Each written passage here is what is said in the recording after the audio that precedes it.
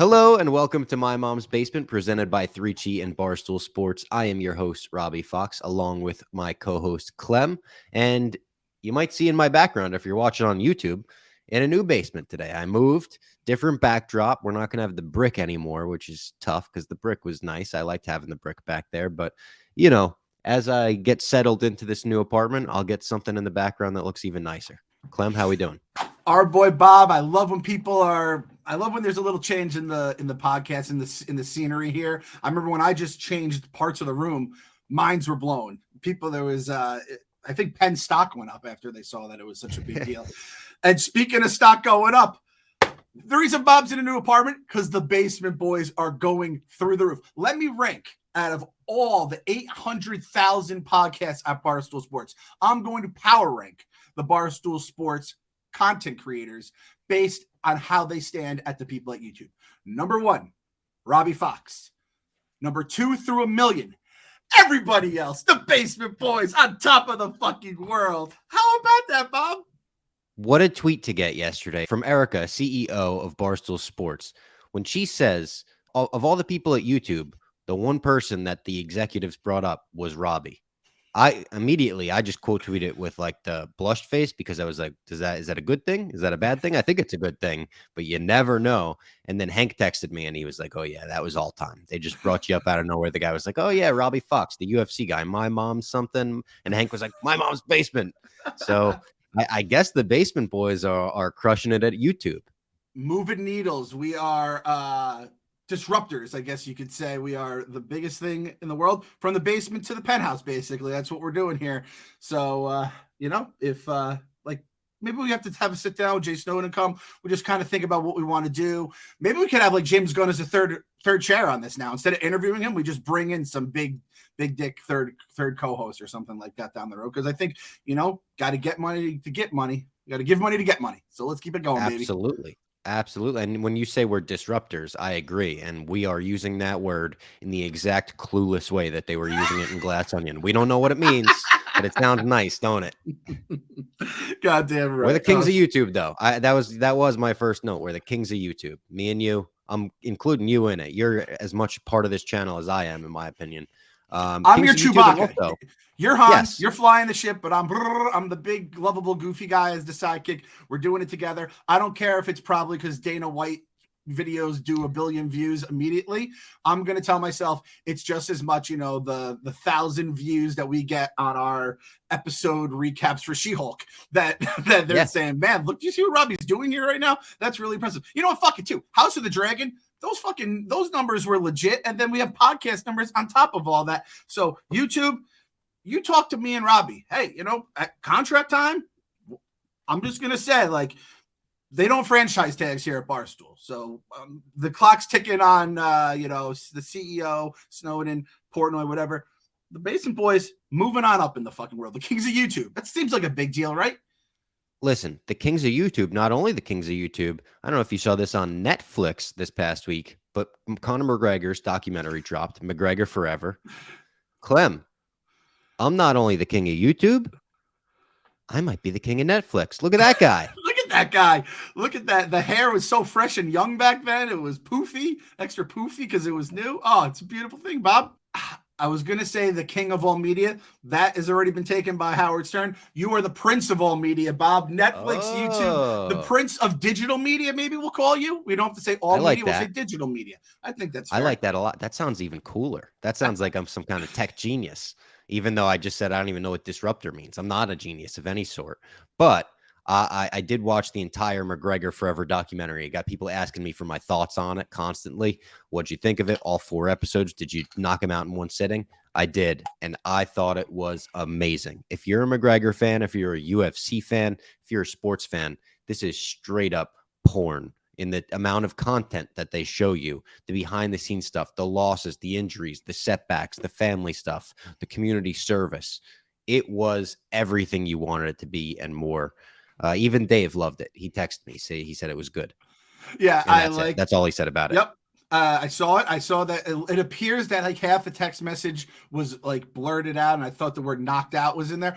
I think that's just an Apple bug that's going around there. So I'm happy to hear Dave likes it. If anyone wants to know my thoughts on the McGregor thing, It's exactly what Robbie says. Because listen, we're the Basic Boys. We got to stick together.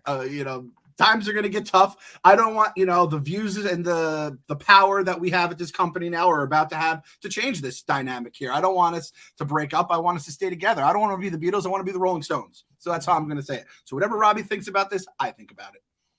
I like you saying, I don't want to be the Beatles. I want to be the Rolling Stones. Using it now, even though I'm a Beatles guy, bringing it to a rock and roll reference at the end of that, you just made us even closer. Algorithm. I'm playing the algorithm. I feel like mentioning the Beatles. Again, I don't think that's how the algorithm works, but we're just trying to, hey, it just feels nice to win in the basement. The people you're listening to are the only people that work on this podcast. So shout out to us and shout out to you, Rob, the guy who cuts, the guy who produces, does all the clips, puts all the things together. This guy right here, the number one, people at YouTube, they just have your face up there at the top of the fucking website. And the people are like, these guys are really sucking their dicks for 10 minutes about a meeting. It's like, yeah, you have to just take your wins so you can get them. Listen, we don't get this very often. So when we get our wins, we got to celebrate them. And now we're celebrating a success story. Let's transition it. Let's talk about a failure. The Star Wars Galactic Star Cruiser at Disney is unfortunately closing after only 1 year spent open. It's closing in September. It costs about $5,300 for a family of 4 to stay there for 2 nights.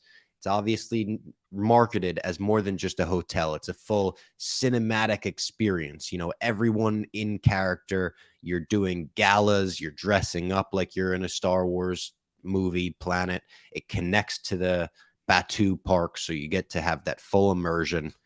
But I think they just priced everyone out of this. I can't imagine spending that much money of my own money, like having to save up. We went to Star Wars with Dave's money, and we got to throw that credit card around like it was the Bat credit card, never leave the cave without it.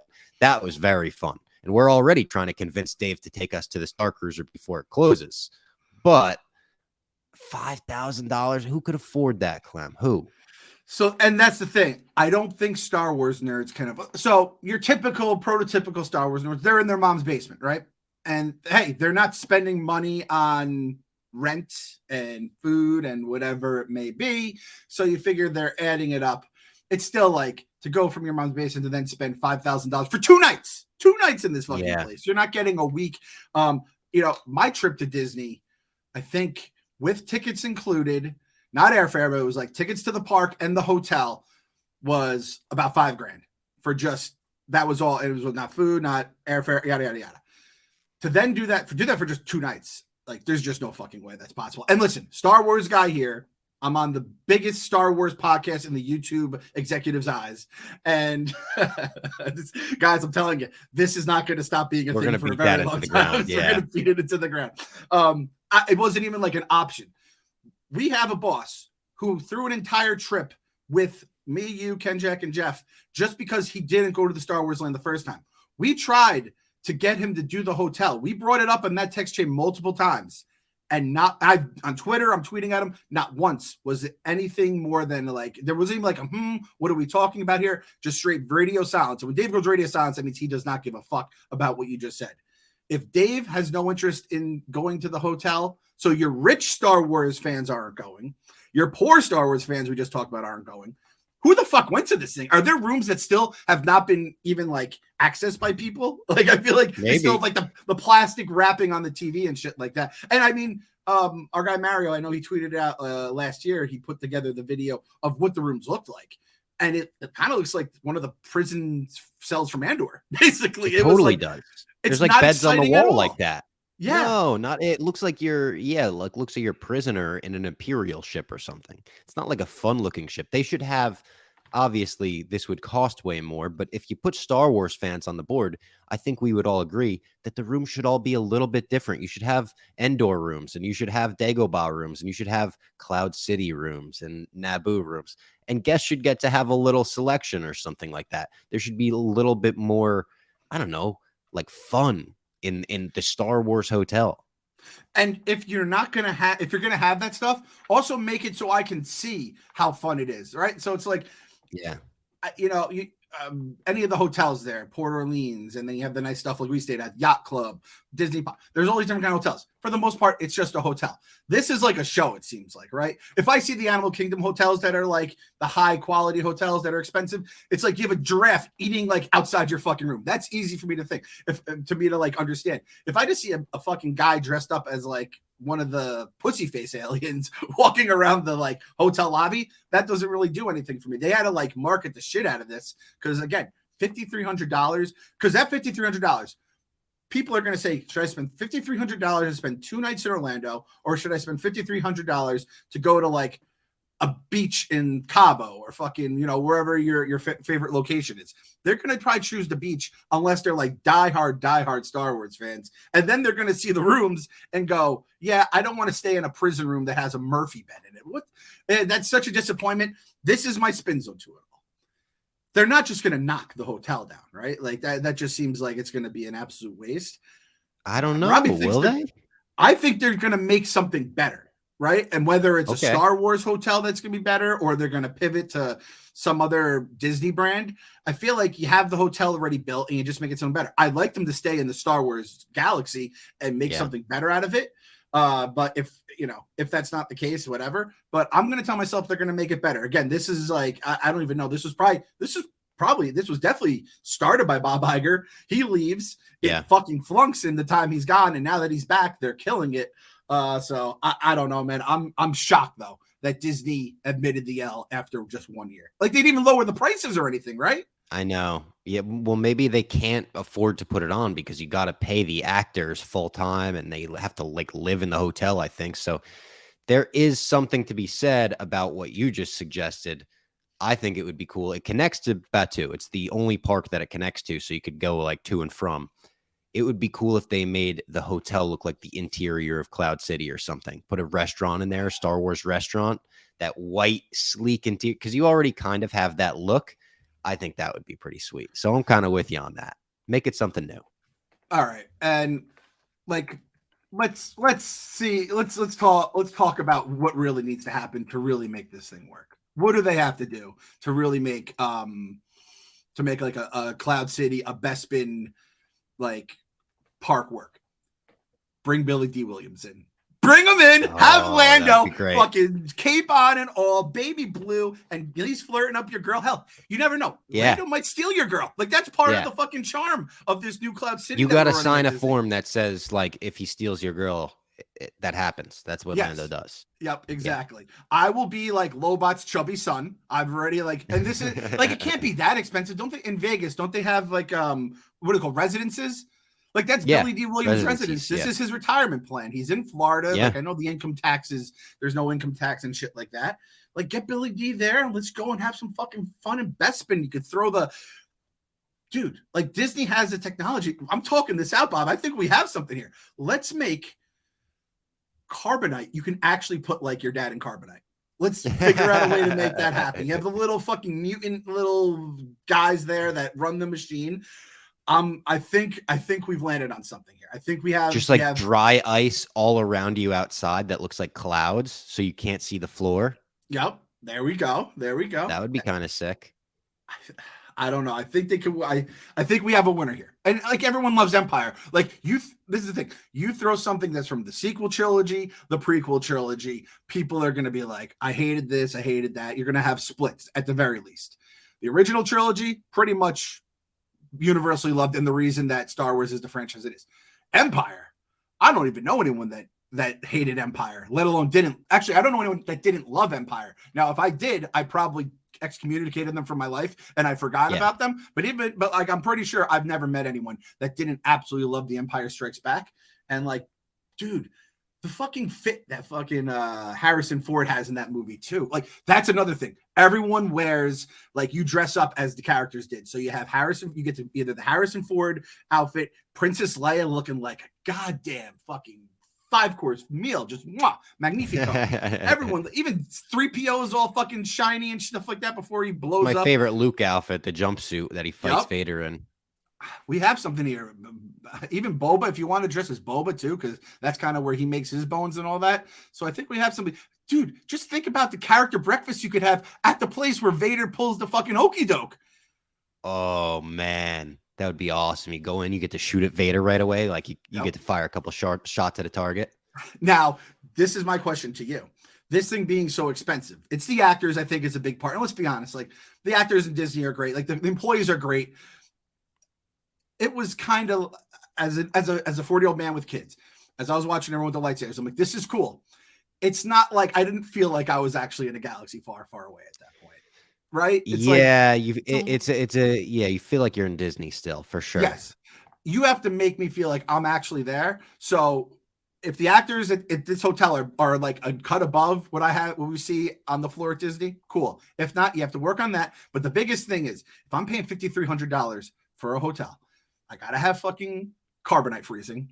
I gotta have obviously your blue milk, and most importantly, I gotta have doors that open on themselves exactly like they do in the movies. And I don't know if that's the case, because I think they would have showed us the doors opening and closing. If that's you have to make this shit legitimately like a Star Wars movie, basically. We would hear like a toddler got their arm chopped off like 2 weeks into the Star Wars hotel opening by a door going choo. Yep. And it's like, and you know what, Bob? It's fucking Star Wars. Bad shit happens to good people all the time in that galaxy. Limbs get cut off. Yeah. Yeah. I mean, shit. The time Anakin flipped to Vader, we all know what happened there. It was not pretty. Yeah. No. So there you go. Star Wars Galactic Star Cruiser. We did send a text in the Disney Boys group chat trying to get the trip off and running before it closes in September. So we'll obviously keep you updated on the progress of that. So Jeff sent a thing. It was the picture of the tweet. Star Wars Galactic Cruiser shutting down on September 30th, which again has to be done before football season starts, because that's busy time for everybody here. And Jeff writes, we may have to go before it closes. Now, I thought this was the non-Dave text chain that was like me, you, Ken, Jack, and Jeff. Yeah. Dave was on this one. It was me, you, Jeff, and Dave. And this was more to Jeff than anybody, but I said, I could see Dave springing for that if he was really happy after winning some sort of Barstool competition. Do we have any of the big ones of those coming up? Trying basically to say, hey, let's get Ziti to the fucking championship here, and maybe Dave will get us there. And then Portnoy goes, that's the hotel? And I go, yeah, just opened last year. And that was the last we heard. So he's not like, that was sick. That's a bummer. I got to get there. Just radio silence from there. So, the fact Dave hasn't already jumped at the hotel makes me think he doesn't give a fuck about going to it. The Disney boys are in though. Robbie has been dreaming of Disney since he left. I have been. And he was open to it at Rough and Rowdy, because before it even got mentioned that it was going to be closed, I brought it up as like, hey, when we do Disney Boys Round 2, and I just said it like we were doing it, said when we do Disney Boys Round 2, we got to do the hotel, so it's a little different than the last experience. And he was like, oh, okay. Like, he's like, I think he said like, that's the super expensive one. I was like, yeah. And it's when Dave's saying that's the super expensive one. Yeah, that's just like Disney. What were you thinking with that? Big news. It's probably not that much more than Dave's regular hotels though that he stays at. That's the thing. Like it's expensive to us. I'm sure Dave probably pays similar whenever he stays at but he has like room to walk around at his hotel rooms when he does that. He has like a full penthouse. That is the issue here. I'm happy you brought this up, Robbie. We'd be spending, I mean, there's more than 4 of us too, so we'd have to get 2 rooms, and it's mixed. It would probably just be me, you, Ken, Jack, and Jeff in one room, and then Dave in the other. But that's when I have the night terrors coming out. There's gonna that's gonna probably be some of the best content we're gonna get, but it's also gonna lead to like everyone's gonna be looking to get the fuck out of there after that 48 hours in the little spaceship. So that is a problem. Disney Boys 2, the nerds strike back. I'm trying to think of how we're going to pitch this video to a sponsor to pay for the $10,000 in rooms we need to have. I don't want to say it, but I do want to say it. Is it the tank strikes back? That'll get us the views. That'll get us the views. The most recognizable man at Barstool, as they say. So, you know what? I could kind of see tank strikes back. With like I could see him with the Vader mask on, looming in the back of the poster, right? I could see that. Yeah. Kang Strikes Back. Oh, another motherfucking wake up call at 8 a.m. More big news. This one from the Marvel Universe. I don't even know if you saw this yet, Clem. Jeff Loveness is reportedly off Kang Dynasty, the next Avengers movie. He was the writer of Quantumania. And he apparently is not off because of the writer's strike. He was off this movie before then.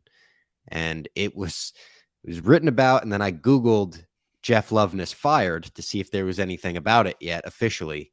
I just found one article where he was talking about his writing of MODOK in Quantumania. And he said, it might get me fired off Kang Dynasty, but we'll see. And I'm not saying that did it, because I liked MODOK in Quantumania, but he did get fired off Quantumania or Kang Dynasty. So I did not see this.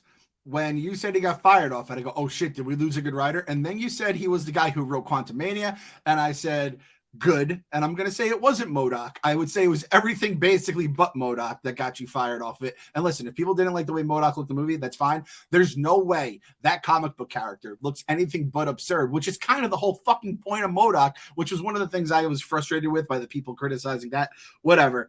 That's a win. I'm going to say, what's his name? Jeff Lovelace? Jeff Loveness. Jeff Loveness.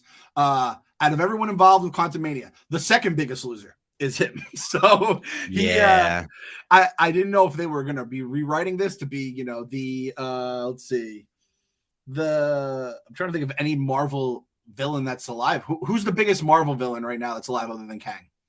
Well, a VFX artist just came out and said that Drax takes the High Evolutionary's body off the ship before it explodes. So is it him? The High Evolutionary Dynasty. There we go. There's our Avenger movie, because they're going to have to do some serious gymnastics about how they're going to get Kang out of this next movie, or in this next movie, I think, based on the legal proceedings in the Southern District of New York, I think, at this point. Yeah, and it did get announced that Loki Season 2 premieres on October 6th. They didn't announce anything more than that. We didn't get a trailer. But Echo was announced to release on November 29th. All at once. And we talked about this. I love that you're releasing a show like Echo all at once. Loki, I want to speculate week to week, talk about it on the show like this. Echo, a new character. Let me sit down, binge the whole series, and kind of get my thoughts on it like that. So we're not making it out to be something it isn't. And we're not being led on week to week of, is Daredevil going to be in this one? What about this one? What about the next one? Is Kingpin going to be in this one? Just give us the full thing like it's a movie. We said that about, like, we would rather this be a special presentation, but hey, prove us wrong by releasing it all at once.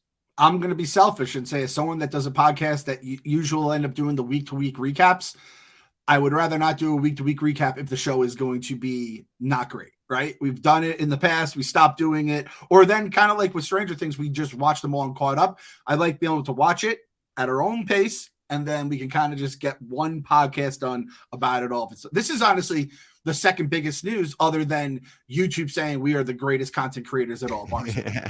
Yeah, true. Which true. Again, I'm it's whipping close. myself into your name. Your name was mentioned. No, you're in there. Tom in the basement. Yeah, I'm doing he my said my mom's something. That's Yeah. you.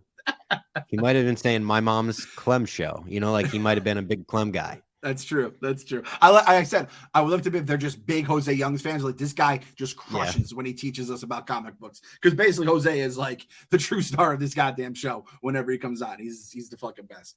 He is the best. So back real quick to that Loveness thing. Are we just going to say, like, in the nicest way possible, it's probably a good thing just based on he went 0 for a very big one? Because I have a take. Ready? Okay. The trailer for Quantumania is the second best movie of the MCU this year. Like, Guardians Volume 3 is one. That trailer, fucking Goodbye Yellow Brick Road, and the way you think it's going to be, if they had just, so I have now convinced myself that the alternate ending to How I Met Your Mother is the actual ending. And basically I've convinced all the other people who hated that ending, which anyone with a brain, aka Captain Conch, who doesn't have a brain, would agree with. I am now going to say the Quantumania trailer is what happens in Quantumania. Just how you see it, and it kind of like Kang takes his daughter, he gets her back, you don't really know what happens. All that other bullshit with these little parallel universe and shit like that never happened. Am I wrong? I don't even know what other MCU movies came out this year. Did Wakanda Forever come out this year? No, that was November. Okay, good. That would have been a problem. That would have been a problem. Yeah, I mean, I think it probably is one of those cases where the trailer might be better than the movie. Right. It set up more intriguing storylines that the movie kind of threw to the side. And hey, maybe that's not totally Jeff Loveness's fault. If some of that was a choppy edit, or maybe he wrote a more cohesive story. But I mean, I heard that. I know you never like to see anyone lose their job or anything, but like he'll land on his feet in Hollywood. I'm sure he's a Rick and Morty writer and stuff.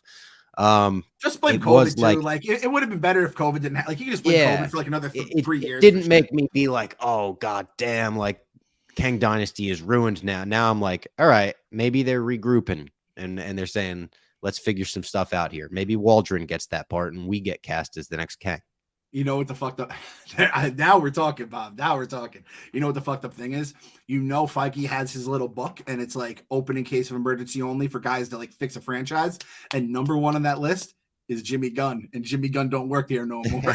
Jimmy Gunn is working for your competitor, so that's kind of a problem. I don't know if I'd want James Gunn doing an Avengers movie though. It feels a little too like you have to kind of separate church and state. Guardians are great in their own way, and then the Avengers are like it's another group. I don't want to have two James Gunn franchises like that. I don't want do you want the Russos getting involved in this? Like, do the Russos just become the Avenger guys at this point? I think they have figured out like how to make a great, perfect MCU movie. Obviously, they haven't had very much success post Avengers, post MCU career. I'm going to say something crazy, and people are going to do it. Come at my house with pitchforks and the burning torches, whatever. Do it, then TikTok it, and then get those fucking views, YouTube boy. TikTok Fox. My choice to come in and direct Avengers: The Kang Dynasty is J.J. Abrams. This guy knows how to reboot a franchise. He's done it before. He did it with Star Trek. He did it with Star Wars. And say what you will about how he landed those ships. He knows how to kick one off. He did it with Mission Impossible 2, made what is still one of the best Mission Impossible movies, Philip Seymour Hoffman. This guy, I trust him with my life. I would trust him with my baby's life. My firstborn son will be named JJ. My firstborn daughter, if it's a daughter, will also be named JJ. I trust him. I just went overboard for the TikTok there. I'm not really going to name my kid after him. If you have twins, they're both going to be named JJ. So regardless One's of going to be genders. named J. The other's going to be named J. You know what, Bob? I love it. It's a take. That's the reason you're number one at YouTube right now, because of takes like that. So shout out. Yeah. My God. And this is the thing. You are raising the stakes to an obscenely high level if you bring in J.J. Abrams, because you have all the Star Wars people, I'm like trying to say this in the nicest way possible, who are going to be like, the guy who gave us The Rise of Skywalker, that guy is going to be that. But he also gave Force Awakens. Like, yeah, you know, there was a lot of people who didn't like Force Awakens. It's well, I liked it personally. I like it. That's a good take. It's a good way to get eyes on the podcast. That's why you're number one at YouTube. Kings of YouTube. I love JJ. Indiana Jones receives a very lukewarm 5-minute standing ovation at the Cannes Film Festival. Unfortunately, people hated it. They only stood up and applauded for 5 minutes, Clem. I saw that headline. How do you get a 5-minute lukewarm standing ovation? Like, how do you get a lukewarm standing ovation at all? But how do you get a 5-minute lukewarm standing? It doesn't make it. The fucking French, man. I don't get what the fuck their deal is. Like, just the absolute pits. I hate movie critics so much. And it's actually a good thing for the movie. Is that a take? The fact that it's a lukewarm 5-minute standing ovation is a good thing, because I was going in with like, after the Spielberg, I thought I was the only one who could make these lines. I'm like, this is going to be the best Indiana Jones movie, even though Harrison Ford is 1,000 years old. Somehow, some way, a 5-minute standing ovation, lukewarm standing ovation, somehow lowered my expectations on the Indiana Jones movie. So I feel like I am in a good place to see it mentally. I'm not going to be going in expecting 100% Rotten Tomatoes. I'm not going to be going to expect. I mean, what does a 5-minute lukewarm standing ovation get on Rotten Tomatoes? Like a 67? What does that even mean? I do have the Rotten Tomatoes score currently. There's not a lot of reviews. There's only 14 reviews. So this is such a small sample size of, I think, film critics that were at Cannes too. So I don't want to call them snobby, but if we're getting a snobby bunch, this might be it. It's call them 43%. Snooty. 43. Not great, but again, 14 reviews. It's 14 people, less than half of them thought it was a good movie. But I think you brought up Harrison Ford's 1,000 years old. I think that's why the standing ovation was only 5 minutes. I think he was like, I want to sit down. And he just sat down and everyone followed him because they were like, all right, I guess he's sitting down for it. I saw a picture of him, though, or a video. He was crying his eyes out for the standing ovation. Was he? I mean, Yeah. that's his baby. Does he feel the same way about Indy that he does about Han, or is he like, is Indy more his guy because that's him, right? Indy's more his guy. Yeah. Yeah, Indy's that makes definitely sense. like way more beloved in his heart. He was like okay with Han getting recast pretty much. And he actually had like kind words to say about the way that guy Alden Ehrenreich played him. Mhm. Indy, he's like, he dies with me. He happened to be on at I took AJ out for breakfast this morning at the bagel store, and he was on TV being interviewed, and I'm like, you just tell, like, he's like, just like, come on, guys, it's God knows what time it is here, probably in Con, you know, he's probably just so fucking tired. All right, Michael, how's it going? I got a lukewarm. Do you think a lukewarm 5-minute standing ovation, like, if you're Harrison Ford's age, it probably feels like a real standing ovation, right? Like, he probably don't realize. Oh, definitely. Probably felt like an hour. And that's like the thing at Can or Con, however you fucking say it. We're saying cannies. Let's call it cannies for now. And fuck cannies. Yeah, cannies. Cannies. It's like a normal thing for films to get crazy standing ovations. Like, I think Clerks 2 got like a 7-minute standing ovation. That movie Blonde with Ana de Armas, which got horrible reviews, not at Cannes, but at like a Venice Film Festival, got a 14-minute standing ovation. I looked up what the longest ever standing ovation at Cannes was, and it was Guillermo del Toro's Pan's Labyrinth. 22 minutes for that movie. 22 minutes? That's like an episode of a TV show. It's longer. Commercials, you cut them out on Netflix, is 21 true. minutes, right? So just imagine 22 minutes of this, Clem. Stay tuned. The next 22 minutes of the podcast are going to be just this. Yeah. Well, you should just do a 22-minute standing ovation. Or now the lukewarm, is it less claps per minute? Do they reducing the amount of force they clap with? Is it the faces less of a they're pop making? in the clap? Yeah, Yes. I'm not sure. Are they still smelling their farts during that 5 minutes because they're fucking movie critics? That's lukewarmingly. And like, come on. Like, all right, so Pan's Labyrinth here. I'm looking at the list here. Pan's Labyrinth, number 1, longest. Fahrenheit 9/11, 20 minutes. Mud with Matthew McConaughey is 18. Don't know that one. It's a very decent movie, Mud. I would say it's good, actually. But like the third longest standing ovation ever? No, not that good. But it's like, so in your Fahrenheit 9/11, which is obviously a thing, you know, about politics and shit like There's that. a couple Michael Moore documentaries on there. Yeah. Bowling for Columbine is on there. So I'm just going to say this. It's not an Indiana Jones crowd. It's the other thing too. No. You know? They're like, I guarantee there's people in that crowd that watched that movie and went, da, da, da, da, da, da, da. It's the first time they've ever heard that song because they've never watched an Indiana Jones movie before. So I as someone that's got Indiana Jones later in life, like, it is a different movie than what you're probably expecting. And they probably hear Indiana Jones, it's this American icon, and you think you're getting this one movie, and you're getting like just a fun-ass action adventure movie with Harrison Ford in it. They probably didn't expect that. They probably are anti-CGI. Well, no, they're not. Oh, yeah. Pan's Labyrinth. Pan's Labyrinth is super CG. Is it? Okay. But like, not that kind of. This is AI. It's AI. I'm going to. No, it was AI. I heard during the interview with Harrison Ford today, they talked about it being AI. And these people, like the French, they're terrified of AI with that. Yeah. Well, I think the French are super technologically advanced, to be honest. Rob, it's cannies. Fuck them. All right. Fuck them. Let's shout out one of our favorite sponsors now, Factor. I absolutely love Factor, and in a move like this, where everything has been hectic and you don't know what to grab from your fridge and bring over, you don't know what to do about cooking while your dishes are all still packed away, Factor will save your ass. During prime spring season, you need wholesome, convenient meals to energize you for warmer, more active days and keep you on track for reaching your goals. Factor can help fuel you up fast with ready-to-eat meals delivered straight to your door. You'll save time, eat well, and tackle everything on your to-do list.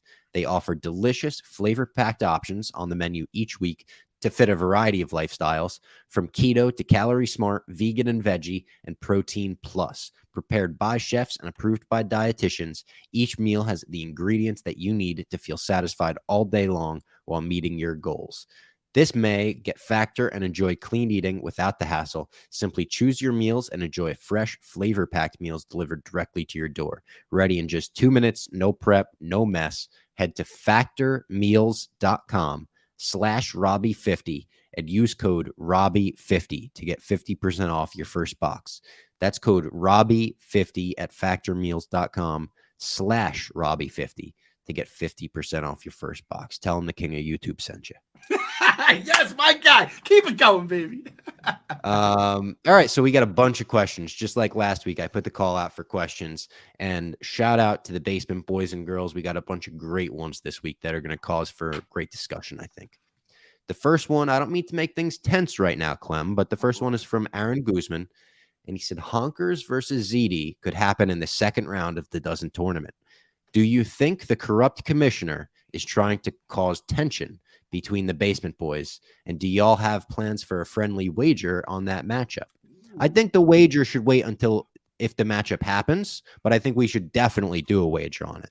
If the matchup happens, definitely. I think that would be fun for the podcast. Definitely. And I do think that the corrupt commissioner, Jeff D. Lowe, and the D stands for dictator, is trying to break the basement boys up. I think he feels that the king of YouTube's the kings of YouTube are rising, and he just can't control it. And he's like, these guys are gonna be bigger than the dozen soon. So I think he's trying to put us down in that way. That is a great point, Robert. That's a great point. Jeff, he handles a lot of the stuff, a lot of topics. We have a lot of overlay, right? A lot of bleeding together between the stuff we talk about and the stuff he talks about in Lights Camera Barstool.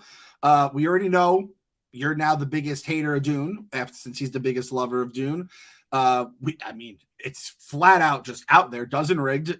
He took the fucking crown away from the Honkers for no good reason, and then coming with me, Eddie, and Dave are just sitting around. He's like, well, let's make sure one of these guys aren't going out to Chicago no matter what. So yeah, of course it's fucking Jeff Dictator Lowe. I'm not surprised. I'm upset, but I'm not surprised in the least. The bet will come if we are both blessed enough to make it to the second round. However, I also it would feel dumb making a bet and then one of us lose, and it's like, oh damn. Yeah, exactly. Then we have to do double the punishment, I guess, if we don't make it that far. I actually read the bracket wrong at first too, and I was reading the other person under us, and I thought we were facing the winner of your mom and someone else if we make it to the second round. And I was like, oh god damn it, I don't want to face those guys, because they went perfect against us. They put up they didn't miss a question during their game against us. So it was something. And I don't want to face you. I don't like facing KFC. You're my guys. I don't like it at all. I personally like the Honkers. I like your team even more now. You had one guy that's a traitor trying to take food out of our mouths. He's gone now. You had another guy who tried to basically tank the stock. So you had some bad apples on your team. You won a championship, but it's basically it's the bad the Madden curse right now. Yeah. Jesus. You get put on the Honkers, and Nate the other day was just walking around in Mincy's jersey, by the way. He's just put on Mincy and double XL. He's just walking around the office, and I was like, what are you doing? I said, I was in that day. I go, hey, what's up, Nate? Yeah. I was like, I saw Honkers. I go, who's Jer? I was like, oh, Jesus. You savage, man. He was like, it's a relic. It would be a problematic, but you could sell that on some sort of, I don't know if we still have that auction app. That's for Hogs for the Cause. Yeah. I like what you're thinking, Robbie. I like what you're thinking. Got to sell that for Hogs for the Cause. You know what? We're going to do an auction on the My Mom's Base. We're going to do a live YouTube auction, probably have millions of viewers. Oh, by the way, why the fuck are we not on the Barstool Sports YouTube by now? This better be uploaded on the Barstool Sports YouTube, not the My Mom's. We should be on the main account, Facebook, which, by the way, has more than 40,000 subs. No fucking big deal. We're doing it all on our goddamn own. 50K is the goal by the end of the year, by the way. Remember that. I said it at the beginning of the year. That's still the goal. So tell your friends, tell your enemies, subscribe to My Mom's Basement. Exactly. But yeah, we have to get some sort of a bet there, even though Jeff is a no good dirty scoundrel. And I have to say this too. I like both your fucking teammates. I like Gia. I like Clemmer. Man, I do not want to. It's not like I don't know. Who are you guys facing in the first round? The Booze Ponies, which is another very likable team. That's a likable team, and it is a wild card team, especially in person. I don't know what the hell they're gonna have up there. I know. They're gonna be bringing props, probably drinking during the game or something. I don't know. We'll see about the Booze Ponies, but I think that's gonna be very fun. Obviously, tune into the Dozen Tournament 3. This is third, right? Yep, yeah, number 3. All right, now to bring the vibes up after we talked about some strife, our boy Nathan Hurst wrote in. He said, what fictional restaurant would you two love to have lunch at? We did have a drink at a fictional restaurant, Moe's in Universal. Yep. And you just did a fictional restaurant bar draft.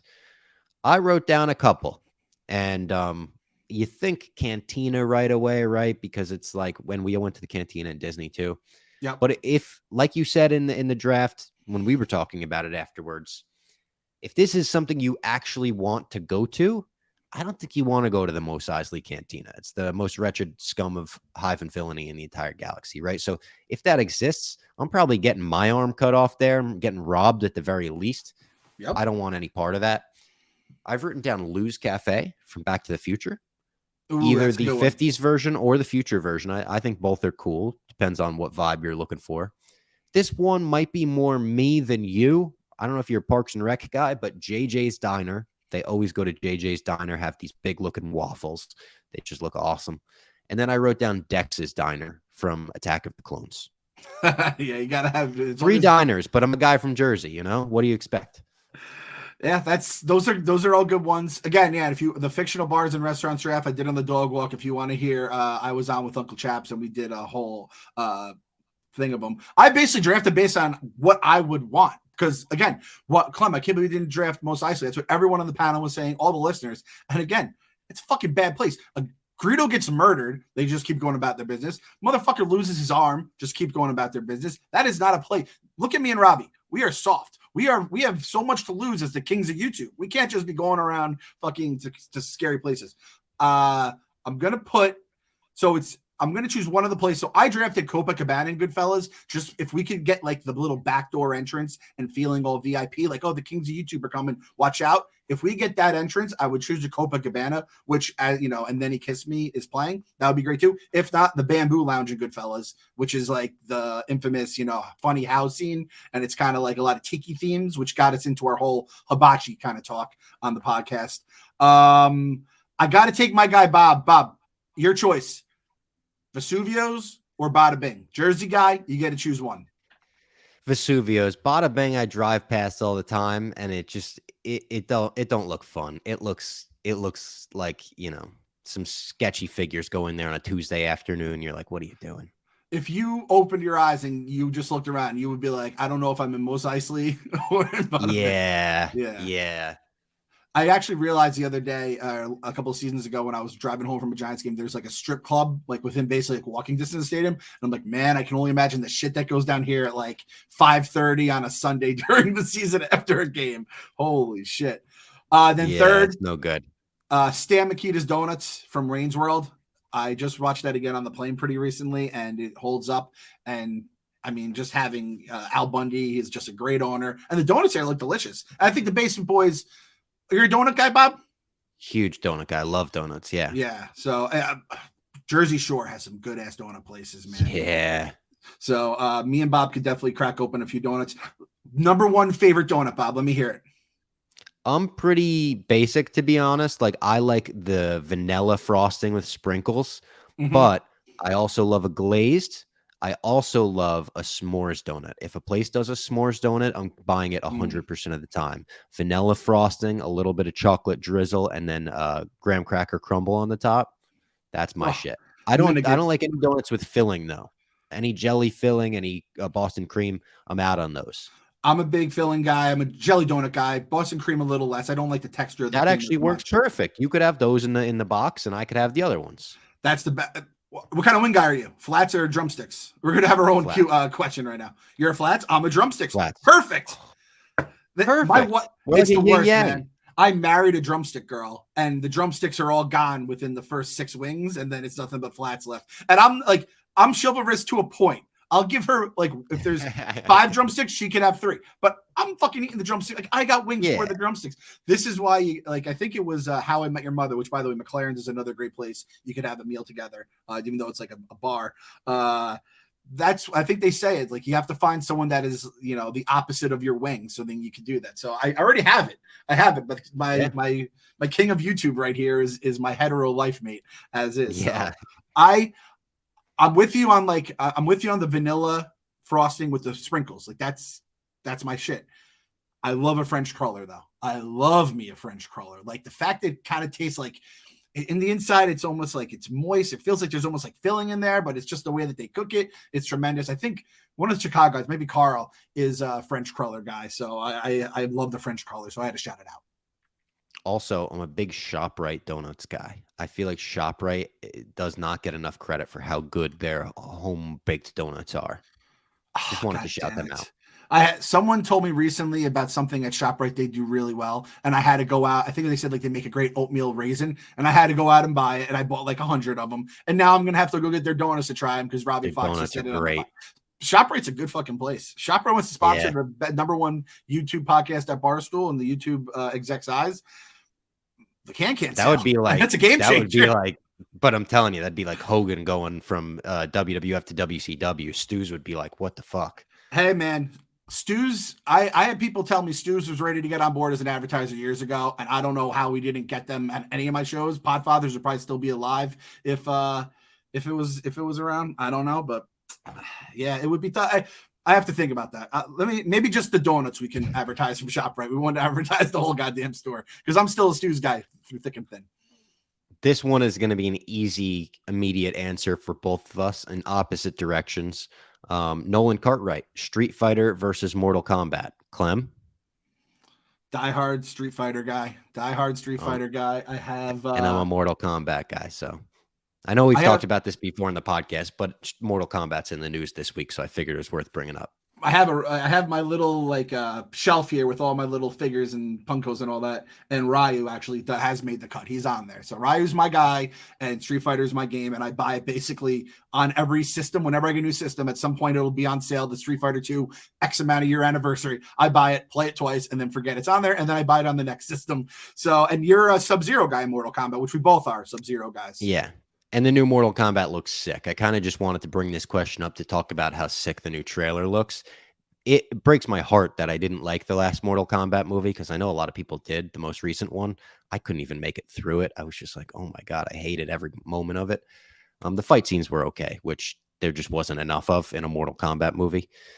The new trailer is another one of those things where it's a trailer for a video game that's better than the last movie that they put out. Man, I forgot all about that movie because I remember blogging the trailer for it, and I remember there's like fatalities and shit, and I was like, "Oh, this is going to be sick." And then I forgot it even existed, and I'm very bummed to hear now. Maybe I'll fuck around with it, just throw it on in the background after the kids go to sleep. I don't think that one's going to be good for the kids. Is it? Yeah. Robbie, is that a fair thing to say? Okay. So, yeah, rated R. Also, this trailer was the most violent, bloody thing I've ever seen in my life. The fatalities at the end were the coolest, goriest fatalities maybe in Mortal Kombat history. I love how you also threw out the, hey, we got to have it in the Mortal Kombat like tournament in the KFC Barstool in the KFC radio room, which like, and they're like, yeah, that room looks like a basement now. So I'm like, fuck it. Let's go hang out in there like it's a basement. The New York office, when like everyone goes, all the traders go to Chicago and then we have just everyone here. Maybe KFC we just become like a Game Time 2.0. We're just playing video games in KFC's house, basically, which is they got all the systems.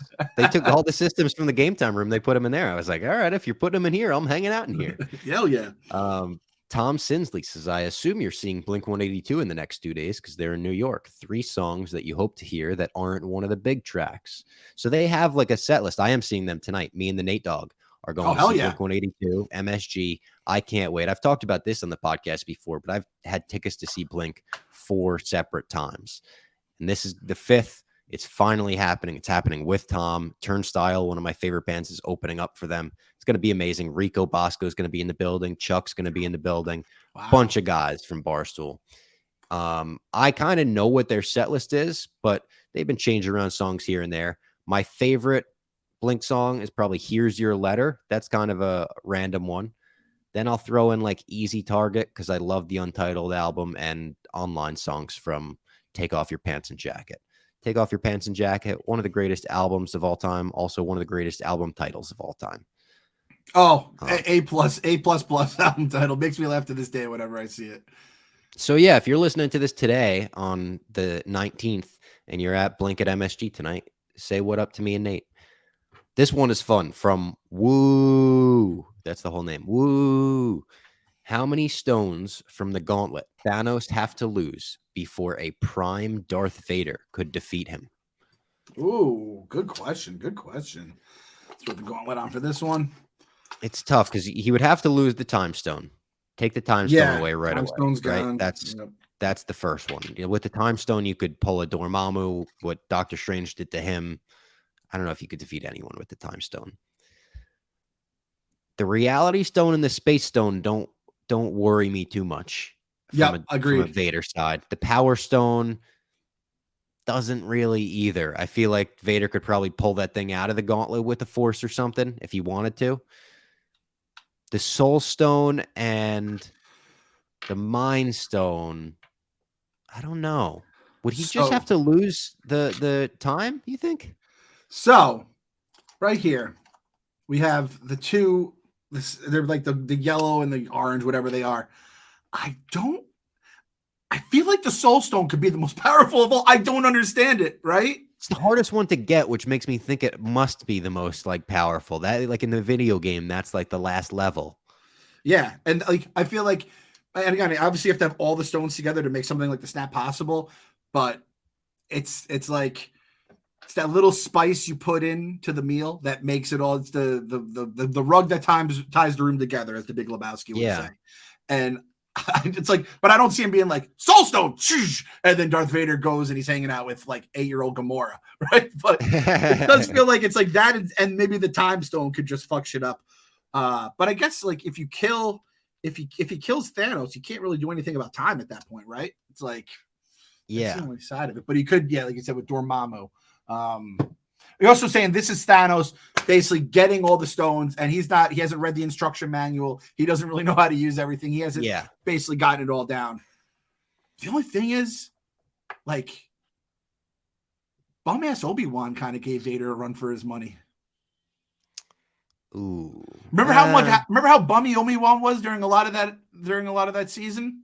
He was, but then the final battle, he did some pretty baller shit with the rocks and everything, lifting the rocks, throwing them at Vader. I feel like Vader puts up a good fight if Thanos has all the stones but the time stone. I'm going to say it. Thanos beats him without the glove on.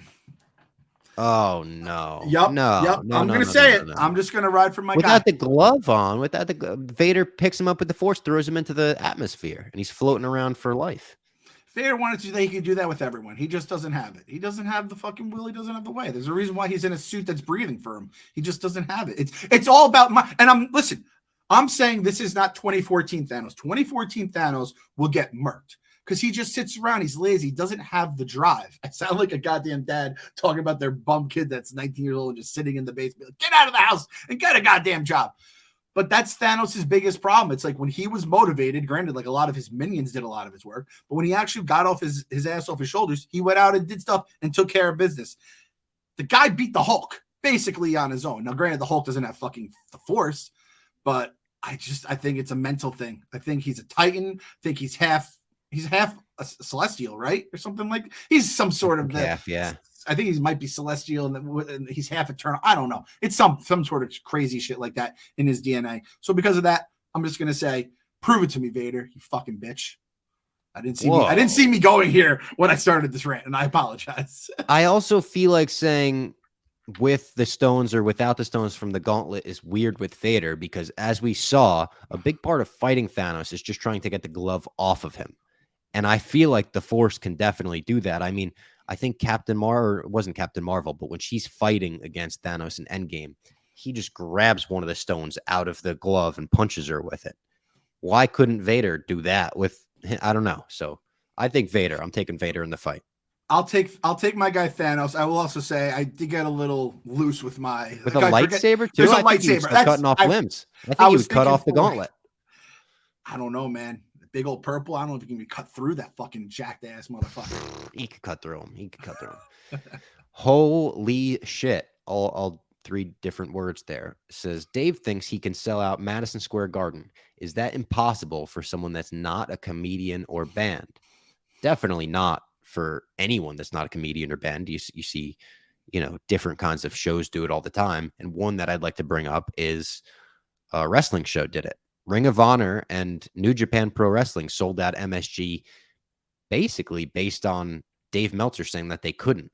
And Ring of Honor and New Japan Pro Wrestling aren't the two biggest wrestling companies in the world. They're not WWE, but they put together a real campaign. They had the Young Bucks and Cody Rhodes for a large portion of it, and Kenny Omega, who then weren't on the show because they went off and started AEW. But we've seen, I mean, AEW just sold 60,000 tickets in Wembley.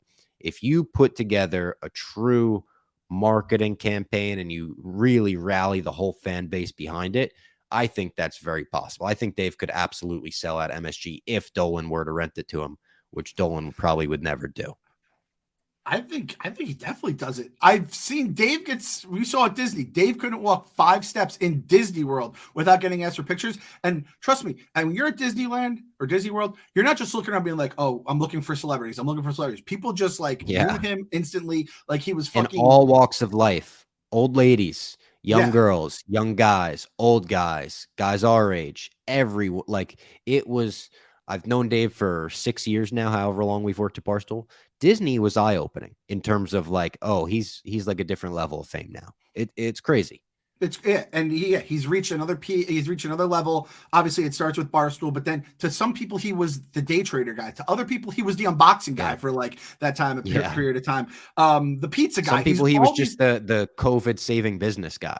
Yeah, there's people who don't even know about all these other parts of him. They just know the one thing as the pizza guy, the Barstool guy. If someone was I guarantee someone you go, oh, that guy is the guy who started Barstool. They'd be like, he's my favorite guy. And I think Barstool is the worst place on earth. Like it'll break their brain. And yeah, you said it. The first person I saw Dave interact with was during our dinner. It was within 10 minutes after I got there.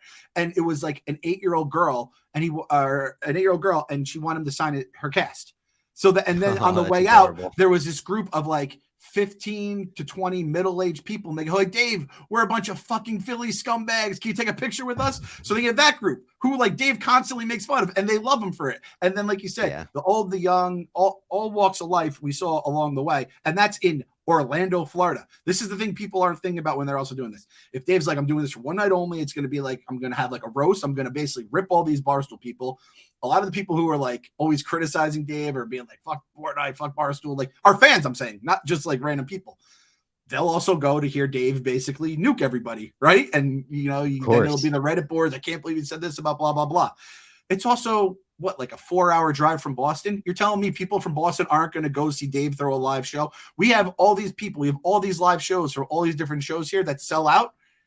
Dave is the fucking head honcho of everybody. He's the biggest guy there. You think if Dave announces this, like, I think Joe Rogan reposts it immediately, and he's like, fuck yeah, I love that Dave is doing this. I think Bert Kreischer reposted immediately. I think Tom Segura reposted immediately. All of these comedians and people that have sold out big arenas, I think would be so thrilled with it. I say that not based on nothing. I say it based on them bringing Bert Kreischer into the yak and being like, do you think Dave could do this? And he was like, abso-fucking-lutely. Dave is huge. Like in a heartbeat, he sells that MSG.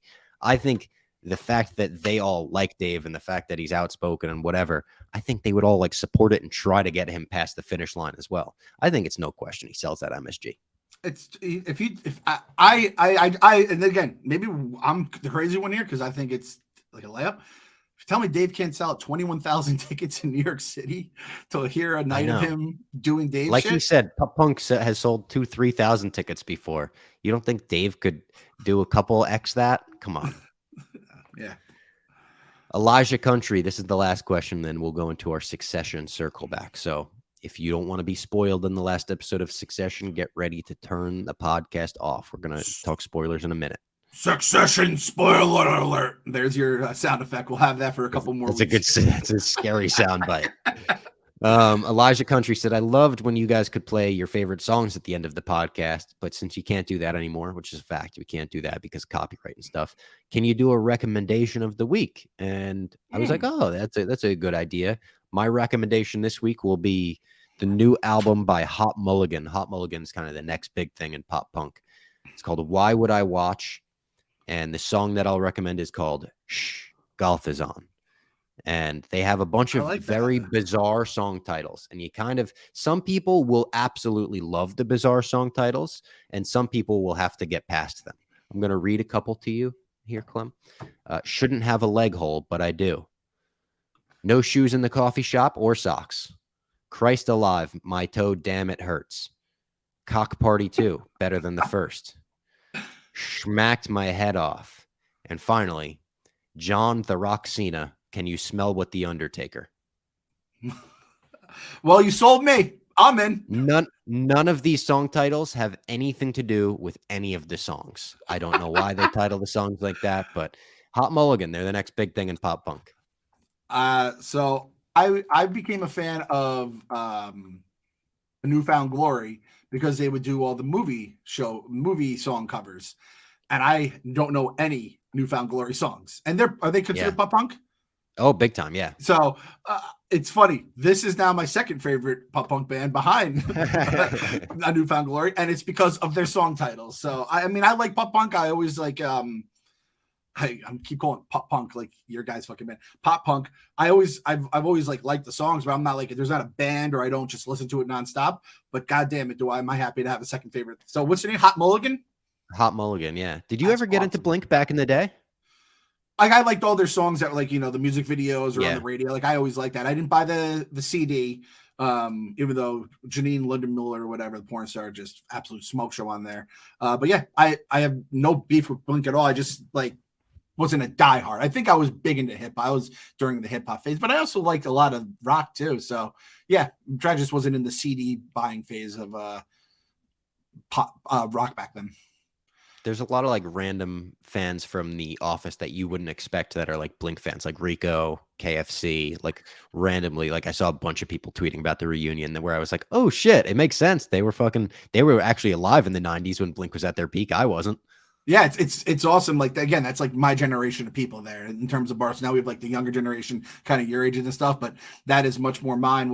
If someone was like, if you're like, hey Clem, thanks to Game Time, we got nice cheap last minute seats. Would you like to come and meet at Blinkton? I'd be like, fuck yeah, I'd love to. And I probably would fall in love with a bunch of new songs and just love the whole atmosphere and the show of it. It's just like it wasn't one of those things that I was, I didn't have the CD. I don't know all the words. It wouldn't be one of my niches in the dozen. I'll just say that. Yeah. My recommendation for the week. This is what I am listening to. So I have a new thing now. The Mets were really pissing me off the last couple of weeks. So I just go outside, nice weather, put my hammock out. It's fucking beautiful. Casa de Clem. We have a hammock that we've had for a few years. Sit outside on the hammock, let the sun just bake on me. And I'd listen to the Mets games on the radio. And then when the Mets aren't on the radio, because I couldn't watch them on TV. The pitching was so bad. And once they're losing and the game's over, I turn on the Otis Redding Essentials. And it's an Apple Music playlist. And it is so just fucking because when the Mets are losing, I'm in a bad place. I'm in a sad place. And I just throw that on. And I mean, his music's great, but then when he's covering other songs, he's doing a little My Girl, and you're like, wait, I know this song. And Otis is covering it. So just Otis Redding Essentials. Had a little discussion about this with my, I guess, brother-in-law's parents. So I don't think they're technically my in-laws, but they're like my sister's in-laws. And his mom's like, can you believe he made all that great music before he died at the age of 26? And I said, what? I had no idea Otis Redding died that young. I figured he lived a long life and he had plenty of hits and plenty of years of just crushing the music game. That's like a Biggie situation. You're like, man, we lost an entire prime of this guy. It's craziness. That's insane. I had no idea it was 26, but I love Otis Redding myself. Change is Gonna Come, his cover of that, or I don't even know if I think that's a cover. Sitting on the Dock of the Bay. Oh, yep. So good. Sitting on the Dock of the Bay is like just throw that on. It just puts me in the right mental mindset, whatever it may be. And he died, plane crash. Oh, tragic. I feel like it's not fair that Otis Redding isn't lumped in with the great artists we lost from a plane crash. Granted, there have been there's a good amount. Skinner, yeah. Fuck, man. Like Otis Redding. Terrible. Tell you who does a great cover of Sitting on the Dock of the Bay, Sarah Bareilles. Everyone check that out. All right, Sarah, we're throwing that one on next. If you guys have great songs that are covered by someone, send all the recommendations my way. Like someone did a cover of a Son of a Preacher Man that I tweeted about, and so like you have to listen to this cover of it. Tremendous. It's a girl who does it, absolutely crushes it. So Sarah Bareilles, you said? Yeah, she does that, and on the same live album, she does Goodbye Yellow Brick Road. Oh, that was almost my recommendation for the week because it came in my head when I was thinking about the Quantumania because it's on Disney Plus and I almost watched it with the kids. And I was like, do you guys want to watch this? And they're like, nah, I'm like, good. I didn't really want to watch it with you guys either. Rob, I got a question for you. Okay. What's the most you ever lost in a coin toss? What's the most I ever lost in a coin toss? Is this No, a lyric that I'm not getting? That's a line from No Country for Old Men, which I'm guessing you never saw. Oh, that's right. No, I have seen that in the gas station. Yeah. So Saw it once. I loved it, but yeah. I got this coin today from the bagel store with AJ. It was given to me in my Dollar Change. It was, I think it's a silver dollar, 1994. Great fucking year. So I'm going to put this out to Twitter later, but you get the first dibs. Is there anything today that you're kind of like want to do, maybe not want to do, or don't really know what you want to do? I will flip a coin for right now. Do you have anything in your mind right now that it's a coin flip decision that you want to have? Like maybe you're going to pizza for lunch or Chinese? Like what are we doing here? Oh, here's a good one. Should I go to the office to edit this podcast, or should I stay here to edit this podcast? The office is Tails. Office is Tails. So a young strapping, I believe this is JFK, right? Is he the silver dollar? Yeah, it's JFK. Yeah, JFK. I used to take a Sharpie on silver dollars, and I used to paint his mohawk because it kind of looks like a mohawk, his comb over. It does, yeah, it does. Oh, excuse me, this is a $50. I don't know if he gave this to me as 50 cents or he gave this to me as $1. Nonetheless, I would have taken, it was $40 and change. I would have taken all $40 of this because I love having it. I'm going to, after we're done, I'm going straight to the store and buying a bunch of scratch offs because I love scratching with a fresh coin. All right. Head is home. Tails is the office. And I can flip a coin unlike my Ziti brother, Eddie. Do you want me to flip it and just let it land, or do you want flip, catch, slap on hand, and then it goes? That's how slap on a hand. Yeah, it's the best. Yeah. Live reveal for the YouTubers. Going to the office. It's the office. Going to the office. I had to go there anyway for a couple interviews. So this entire day, your entire day, is thanks to old JFK here. Tails never fails, they say. That's what. Oh, one quick note here before we get to Succession. Circle back. Bought about $40 worth of old X-Men toys on eBay the other day for AJ. Oh. So Can't wait to see them. You got to reveal them on the podcast when they arrive. I have 2 of them, 3 of them upstairs, and then the other 4 are coming today. I got Wolverine, Iceman, Mr. Sinister. They came today, and then Archangel. I needed certain figures, so I bought only the lots that had it. Archangel, Magneto, Cyclops, and there's like probably 1 or 2 other guys thrown in. We got the first one, and I almost didn't save them the reveal until they all came, but I just left them out on the table. Kid ran outside, goes, "Dad, what are these?" And I was like, "Buddy, your life has changed." Immediately, I was like, "AJ, who's your favorite guy?" "This one, Wolverine." Diehard Wolverine fan. That's coming straight from my genes right there. And so he's been playing just with Wolverine, Iceman, and Mr. Sinister. And then this morning, he's like, "Dad, can I see what these guys look like, like on the screen?" So I threw on an X-Men cartoon, season 2, first episode is Mr. Sinister when Morph comes back to life and is fucking everyone's shit up because they think he's dead and he's acting like Storm, then he acts like Rogue, and Mr. Sinister takes Cyclops and Jean Grey to obviously get their kid. Oh, just talking this X-Men stuff got me so excited for the future X-Men movies. And I'm telling you, Bob, huge win. And I'll be honest, I bought these toys just as much for me as I did for him because just holding that Wolverine in my hand made me feel so good. So if parents out there, buy your kids some old toys on eBay. I sprayed the shit out of it with hand sanitizer when it got home to just make sure there's no germs on it. But it's the perfect way to relive your childhood. And like AJ, like the first thing he did this morning when we woke up was go right to those toys and start playing with them again. That's awesome. I can't wait for X-Men 97 to come out. Oh, me too. But Succession circle back. I thought the last episode was awesome. We finally got the election. There's only 2 episodes left of Succession now, which is crazy. The funeral is going to be the next one. And then who knows about the final episode, final big giant sized episode, 90 minutes. This episode, I said, felt like a great newsroom mixed with Succession, because the whole time you get like are we calling it? Are we not calling it? Reminded me of Barstool calling all the states in 2016. That was like one of my first nights ever as an intern. I was in charge of like getting all the lighting equipment and stuff. Office manager Brett will still say to this day that I like saved the day on getting all the lighting equipment and the cameras there. But I loved it. It was a great episode for the con heads. Our guy Connor giving that speech, being like, the con heads are coming. He might just be the guy in Uruguay or whatever he said there. So many funny moments. The wasabi in the eye moment where Greg pours the lemon seltzer. He's like, "It's La Croix. It's La Croix." That Greg doing coke with Tom behind the board was insane. He's just like, "Do it with me. Did you fake doing coke?" Great episode. that the Coke thing was like perfect, like especially like when you're a kid, you're like, did you drink it or did you just put it in your mouth and spit it out? Like, no, I really did it. It was the worst episode of all time. We were talking about it. Our boy Khan did not win the election. It was the fucking democracy. The Republic of America took a fucking death blow, a blow to the solar plexus. Is that the thing? Is that what it's called, Bob? The solar plexus? Solar plex, yeah. Solar plexus. Connor Roy, the man that was born to rule this country, had to concede. The man had up to 4 to 5% in Alaska. Those fucking Eskimos know what they're doing up. I don't know if I can say the E word. Those great people know what they're doing up there. Kentucky, you had 1% of you actually knew what the fuck you were doing. The other 99% of you are a bunch of fucking bozos. You fucking ruined this country.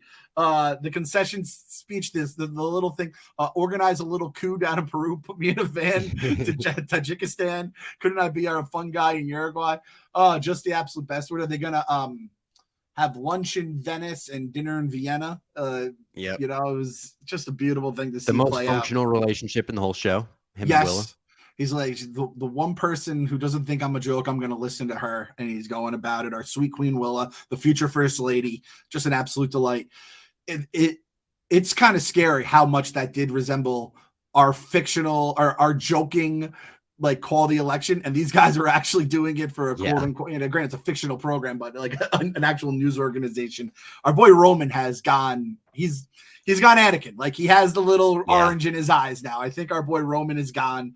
I don't know what to make of Kendall, but definitely a fun episode. And lose his whole family. I think that's where it's all going. He's already teasing. You know, he was talking with Shiv about before everything exploded. He was like thinking about being like the one guy. Like, what do you think about that? Just me in charge. I think he's going to do that, and everyone in his family's going to hate him. And in the end, he's going to be like, "Well, fuck, I'm Logan." Yeah, and how many? He's really hammering home that I'm doing it for them, for the kids that never see him. Right? It's always the Heisenberg at the end of that seseries too. Yeah, and he goes to Skylar in the last episode. He's like, "I did it for me." Yep, I was good at it. I was good at it. Yeah. Oh, this will be a good line. I just want to watch The Dark Knight and Breaking Bad are the two things I always end up from this podcast being like, I got to watch that again really quickly. My favorite movie and my favorite show. So very number one for this podcast. Those are number one for both. Oh, I had no idea. It depends on the day. It's always The Dark Knight and Empire.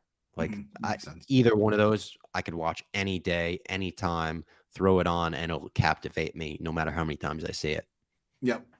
I'm going to get ahead of it too. The Shiv wagon is in the repair shop right now for like the 17th time. We've had smoke. The check engine light's been on. Then there's smoke coming out. We fixed the smoke. There's fucking like liquids leaking on stuff where liquid shouldn't be leaking. But I'm riding with it. Hey, listen, I rode the brand wagon all the way to the fucking throne, and that shit wasn't sunshine and rainbows the whole way. There was times where it looked like he was gonna get fucking killed by like Littlefinger at some point. So I'm riding with the Shiv wagon until the wheels fall. The wheels might have already fallen off, so I'm riding with it until everything else falls off at this point. Mattson just being outed as like, you know, just a straight up phony and all this stuff. And he's kind of like shaking in his boots a little. I like seeing him getting a little shook when it's all said and done. This next episode is the funeral. So I'm very interested to see how this all plays out. And speaking of, like we said with the writer earlier, I believe the person who's doing this episode has done like all the heavy hitter episodes, like a good chunk of them. And I saw the titles. I'm like, I don't really know. He did the wedding episode when Logan died. Okay. So that is a heavy duty fucking episode. He crushed that one. So I'm like, oh, if that's the guy doing this one, we're in good hands. So, and then we have the finale after that 90-minute finale. So, man, I wish there had been a legitimate Succession podcast here, because I would have watched it, listened to it, hosted the shit out of it. It's a lot of fun to talk about. What do you think's going to happen? So you think Kendall's going to be, he loses the family, but he could end up winning the quote unquote CEO crown. And you think Roman and Shiv are just kind of left in the dust? Yeah, I think both of them are left in the dust. I think Tom and Shiv wind up together in the end, and they're just so unhappy, and that's kind of like their fate or whatever. Mm-hmm. And I think Greg winds up in a very advantageous position under Kendall.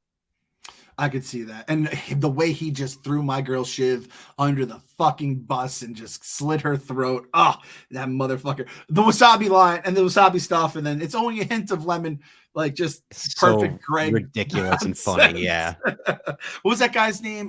Darwin. Like that poor guy Darwin was just getting pushed around the ring. I mean, I've never seen a guy just get bamboozled by his employees in my life. That was a tough look. So I think Dave has done that to a couple employees here at Barstool. With definitely with Kendall and Tom. He reminded me of. I won't say their names because they're not content people, so I don't want to bring them up. But there's a few behind the scenes people that Dave has definitely like treated the exact same way. That are not at Barstool anymore either. They won't be going to the Sold Out MSG show. I'm gonna just put that one out. They'll be talked about though. They'll be talked about at the He'll bring them up. He'll bring them up. They'll be part of the presentation. And obviously, again, go ahead. Obviously, Connor's the president when it's all said and done. 4 years. We have to wait 4 years, but it's a time jump. They say 4 years later, and it's him giving his, inauguration speech. Oh, they could actually do the 5 years later because then the inauguration's the next year. Could do the straight up 5 years later. Yeah. I was gonna say I also want Dave to sell at MSG again because if he ever sells at MSG, I'm gonna do everything in my power to have Pup Punk open. So I need to have this go through. That was my mom's basement for this week, though. Thank you to everyone for tuning in. Next week, we'll maybe have another episode like this. Maybe we'll have a more of a themed episode. And if I see you at Blink tonight, say what's up. I can't wait.